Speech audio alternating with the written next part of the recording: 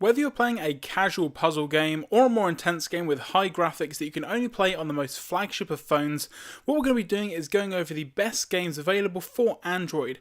Now this can be a full list of our top 5 or it can just be one specific application, so let's take a look.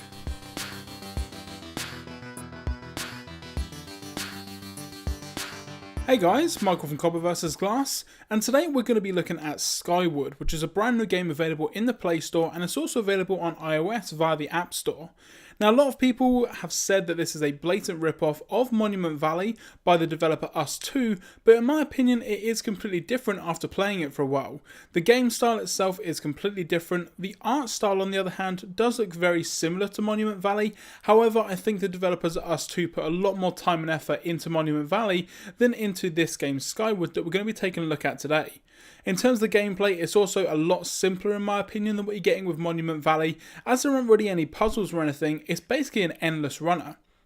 Now as you can see, you are the blue dot on the start point, and as you can see it says tap to step. Now as soon as you tap on the screen it is going to place you where you've tapped, and what you need to do is make sure that the orange circle that is spinning around the blue circle lands somewhere on the path. Now it doesn't have to be precise, and you can maybe skip a couple of steps on maybe some of the vertical bits, which I'll show you in just a second, but that's pretty much the game and that's pretty much how it's played. So there's not really too much to talk about, so instead what I'm going to do is just put on some music and give you guys a quick demonstration of the gameplay and come back with my final thoughts on the actual game itself.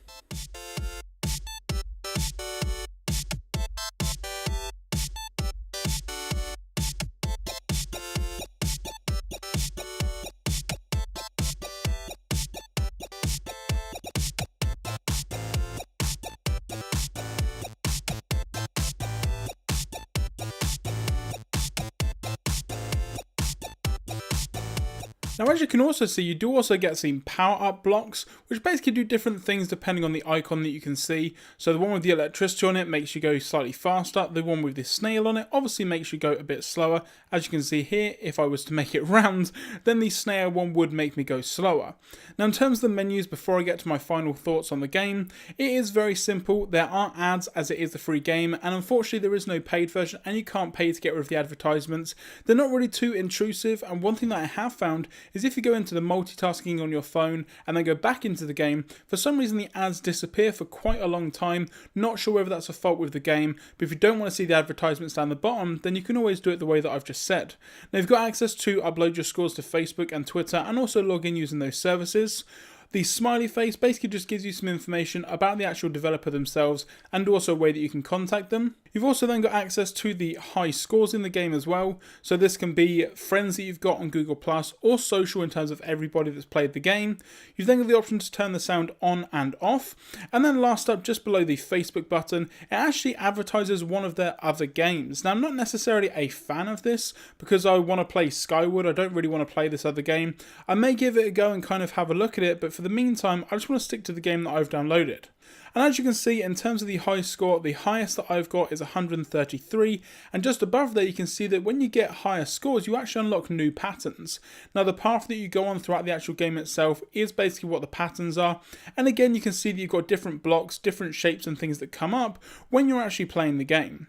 So I would actually recommend this game if you are looking for a very simple pick up and play game that you don't really have to put in too much time and too much effort with, and it is quite a fun game. Now don't get me wrong, it is not as good as Monument Valley. If you really want a great puzzle game with some great visuals, I would definitely recommend Monument Valley, and if you guys want to see a video on that, then be sure to leave a comment down below. If you guys have enjoyed this video, be sure to give it a thumbs up, and as you can see we're actually starting to do a lot more gameplay videos now for Copper vs Glass for Android, so if you guys have got any recommendations on any games that you want us to have a look at, be sure to leave those in the comments below or on Twitter at Copper vs Glass. Thanks very much for watching, and if you enjoyed this video, don't forget to hit the subscribe button. I'm Michael from Copper vs Glass, thanks very much for watching, and I will catch you guys in the next video.